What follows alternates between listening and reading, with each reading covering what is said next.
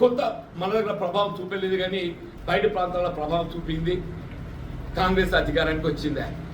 మరి ఏమైంది? నువ్వు ఇచ్చిన అవే 15,000 3 పంటలు ఎగ్గొట్టిండు అని చెప్పి అంటుంది. ఇవాళ ఏమైంది? ఎవరికైనా 5 ఎకరాలు ఉంటే 10 ఎకరాలు ఉంటే కేసీఆర్ గారు ఏకమొత్తంగా రైతు బంధు ఇచ్చిండు. 5 ఇచ్చిన 10 ఇచ్చిన. ఇవాళ ఏం చెప్తుండో, నేను ఒక ఎకరానికి ఇస్తా 6,000 అని చెప్పాను. 1 ఎకరానికి ఇచ్చిన ముందుగా. రేపు కేసీఆర్ గారు జగిత్యాలకు వస్తున్నారు కాబట్టి నేను మళ్ళీ ఇంకొక ఎకరానికి ఇస్తాను. 1 ఎకరానికి పెద్దన్న నీకు ఆయన ఉన్న 10 ఎకరానికి వస్తుంది ఆశపడ్డు గమనిస్తున్నావు. అందరు కూడా గమనించండి చెప్పంటున్నా. నిన్నటి దాకా ఇచ్చింది 1 ఎకరానికి.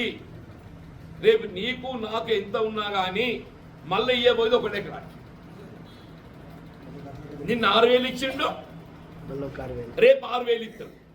నాటువంటి 10 ఎకరాలు ఉన్నదే నాకు అంటే 10 ఎకరాలకే 10 ఎకరాలు రావాలని కోరుకుంటా కదా.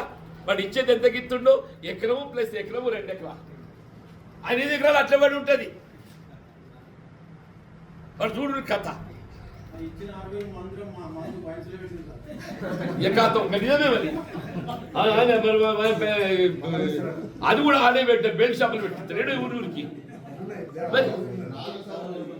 అంటే నీకు కార్యక్రమం అమలు ఎట్లా కుడుతావు చూడండి అని చెప్పంటూ నేను. ఆడబిడ్డల కళ్యాణ లక్ష్మి ఎవడు ఆలోచన చేయలేదా? కేసీఆర్ ఆలోచన చేసి కళ్యాణ లక్ష్మి అన్నాడు. ఒరికి అమ్మ ఇది 50,000 ముందు మొదలుపెట్టిండు.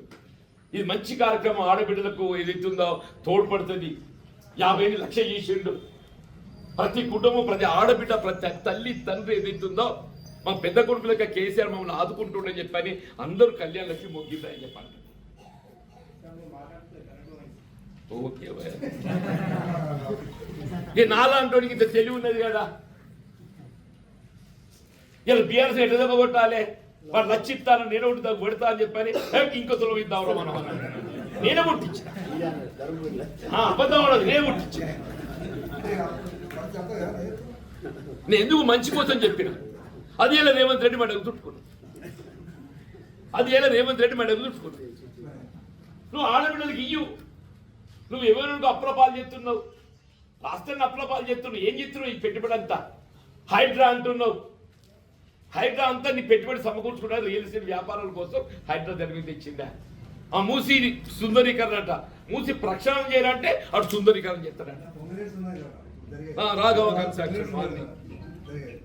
అన్ని వాడు చెప్తే కదా.